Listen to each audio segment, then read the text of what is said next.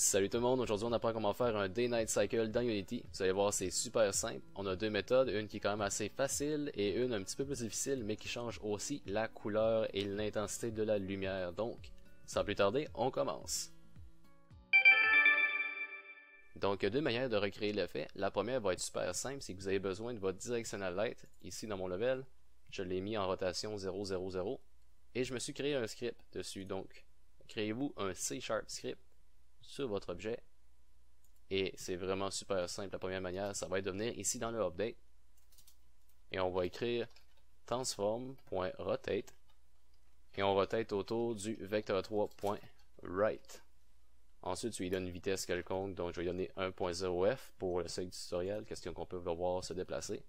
On pèse sur play et on voit qu'on a un cycle day night quand même assez simple. Mais dans notre vidéo, j'aimerais ça qu'on pousse ça un petit peu plus loin et qu'on change aussi la couleur et l'intensité. Donc en fait, je vais enlever totalement la rotation. On va recommencer ça fresh. Et je vais aller setter ma lumière d'une manière que j'aimerais ça qu'elle soit dans mon level. Donc une petite rotation du genre. Et maintenant, à l'intérieur de mon script, ce que je vais faire, c'est que je vais aller me chercher une référence à mon component light qui est juste ici.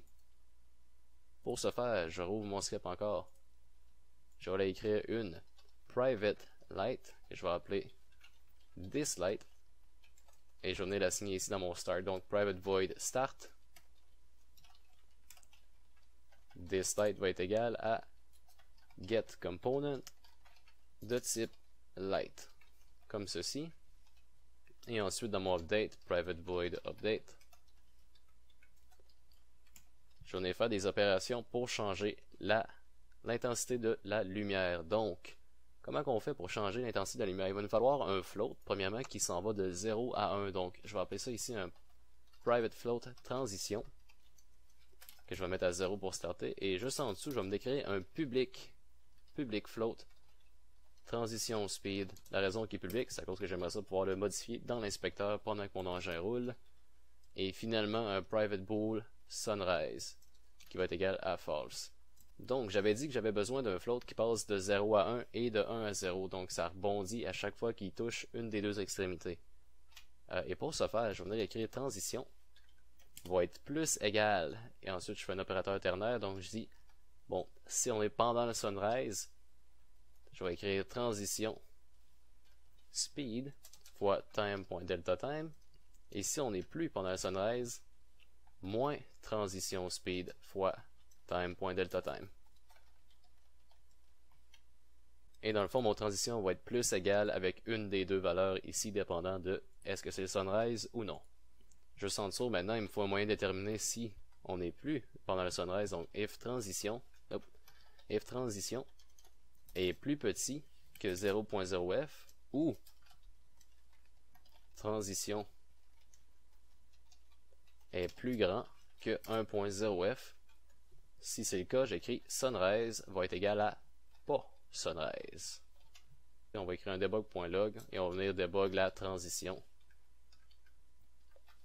Le flow de transition, voir si tout fonctionne comme on veut. Donc allons in-game, on fait un petit test vite. Pèse sur play. Et si on regarde en bas, le chiffre est à 0.5 et il monte. Et une fois que touché à 1, il commence à descendre. Donc on a un float qui bounce entre 0 et 1. Et c'est exactement ça qu'on veut. Maintenant, ce qu'on a à faire, c'est on a juste à aller setter les fields du light. Donc ici, on a l'intensité. J'aimerais ça que transition prenne la place d'intensité. Quand c'est la nuit, donc quand c'est à 0, ça va ressembler à ça. Et quand c'est le jour, ça va ressembler à ça.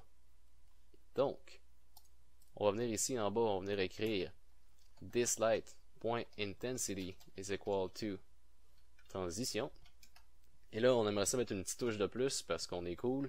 On écrit thislight.color va être égal à un lerp de couleur, donc color.lerp. Et là, c'est parfait parce qu'on a un float pour déterminer le lerp et notre couleur. Quand ça va être la nuit, je veux que c'est color.blue. Quand ça va être le jour, j'aimerais ça que c'est color.white. Et finalement, le float qui sert de paramètre lerp, c'est notre field qu'on a appelé transition. Comme ça. Donc, allons voir maintenant le résultat final. Notre lumière est ici. Je clique dessus. Et on peut voir ici dans l'inspecteur que ça bounce entre 0 et 1 et que la lumière se promène entre bleu et blanc. Donc, ça nous donne un petit peu l'effet désiré. Bien sûr, on peut augmenter la vitesse parce qu'on avait écrit notre transition speed ici. Donc, si je l'augmente à 1, on peut voir que mon cycle de jour-nuit est un petit peu plus rapide. Si vous avez trouvé la vidéo utile, merci de laisser un like sur la vidéo et si vous avez des questions ou commentaires, aussi les laisser dans la section de commentaires juste en dessous du vidéo. Merci beaucoup d'avoir regardé et on se voit à la prochaine.